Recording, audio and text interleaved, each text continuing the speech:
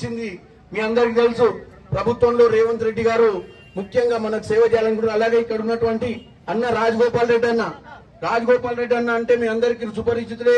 2009లో మొట్టమొదటిసారి పార్లమెంట్ సభ్యునిగా ఉండు. ఇక్కడ ఈ రోజు తమ్మునికి టికెట్ వచ్చిందని చెప్పి పార్లమెంట్ కోఆర్డినేటర్ గా ఇన్ఛార్జ్ గా తీసుకొని నన్ను అన్ని ఊర్లకు తిప్పుతూ మీ అందరికీ పరిచయం చేసే కార్యక్రమం చేస్తూ గతంలో 2019లో అన్న కోమటిరెడ్డి వెంకటరెడ్డి అన్నను గెలిపించుకున్నటువంటి పరిస్థితి అన్నకుండే.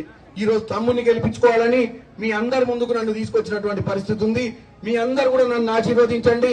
నేను మీకోసం ఇప్పుడే కొమ్మూరు ప్రతాపన్న చెప్పిండు, మీకు కావాల్సింది నిధులు.